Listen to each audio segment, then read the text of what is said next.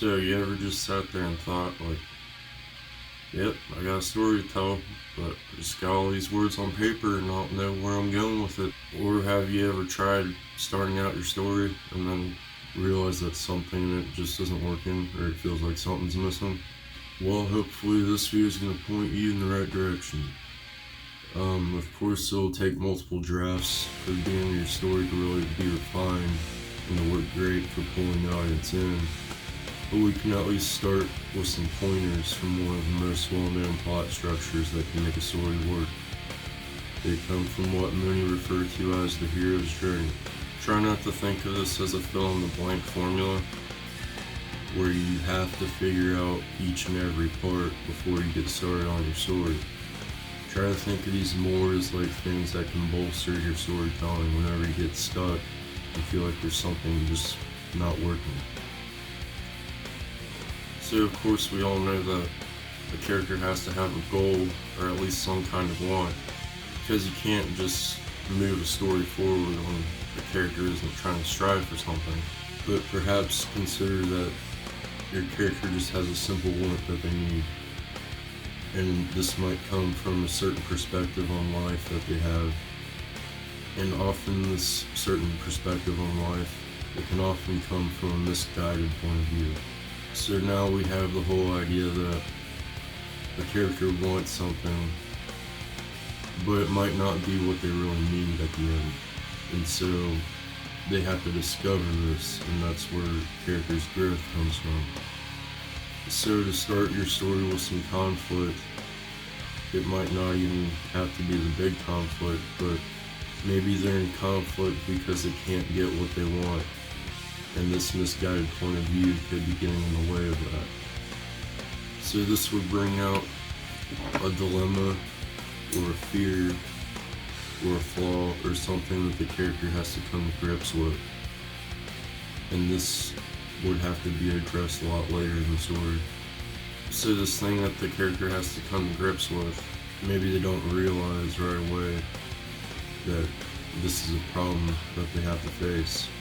And so they'll come into conflict through the rest of the story because they have this fear or this flaw or this dilemma from their misunderstanding perspective. So even when writing the beginning of your story, you can think about how it holds them back from what they really want, or the thing that they need without realizing it. And that thing that they really need is something, of course, that could be addressed a lot later on in the story. Oftentimes it's how a story resolves.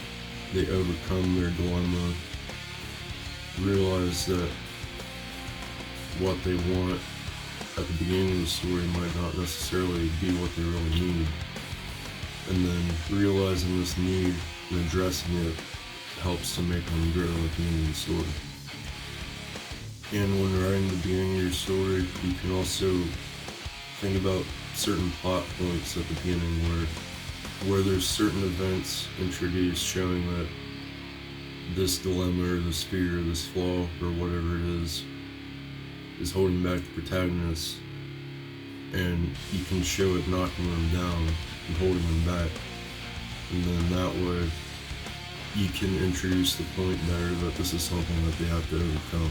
And then you can have the big encounter where they need to take on this dilemma, and this is like those other events we were talking about, but this time the stakes are raised and they have to make an important decision whether they're going to continue with this life that they've been living in this misunderstanding, or if they decide to do something about it and to take on this dilemma more face to face.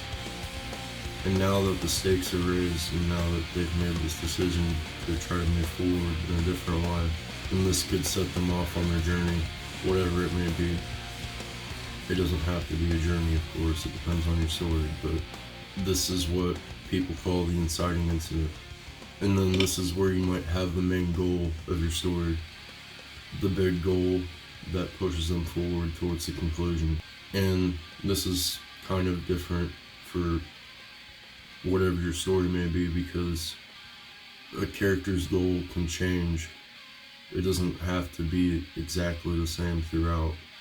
But the whole idea is that they're now officially setting off on this journey, and it takes them from their ordinary life that they were living when the story started into the events that move the story forward. So these are some things you can keep in mind during the writing process, especially with writing the beginning, and hopefully considering them can help point you in the right direction if you're feeling stuck. And remember that you don't have to start off with your story being connect the dots perfect right away. It'll probably take you multiple drafts, but through each draft you're refining it more and more and giving it more structure. This isn't an immediate formula where you have to fill in the blanks right away. Just try to think of these as guidelines that can assist you in making your story more effective and conveying its theme, especially if it lines up with the hero's journey structure. Think of it like power-ups in the Mario game. The level is like a combination of mess and order when you're in the process of writing. You already know your objective and you don't have to pick up the power-ups, but if you run into one along the way, then it can really supercharge your writing efforts, especially when you know your writing objective and you're already heading in that direction. So these are just something to refer to and keep in mind when you're writing your story. It's not a checklist, they're just guides. Because it's important to realize that if you try to follow everything to a T, then you'll risk having all the parts of your story that make up this formula coming off as divisive, as in things will feel contrived, like you're just throwing in plot devices to make the story work. Because remember, these elements of structure have been used for a very long time by people when shaping the stories that they write. That's why the book that recognized and put forth this whole idea of the hero's journey into the public as we know it today, it's aptly called The Hero with a Thousand Faces. So it's very easy for the audience to see through these plot devices and recognize them for what they are, especially when they're just there to serve the plot. But if you don't view it as a checklist where you say, oh, I have to have the inciting incident, so I need a misbelief for the character and I need to check this box and this box, it doesn't have to be like that. Try not to stress over it too much. You don't have to have a perfectly formulated beginning right from the get-go. But if you just focus on writing the events in your story more organically and focus on letting it unfold in interesting ways, then you might naturally come up with story events that'll surprise or keep your readers' interest better. And they might even still hit these points that I'm talking about. Likely even better than if you were to just fill in the blanks with each element of structure and throw them together.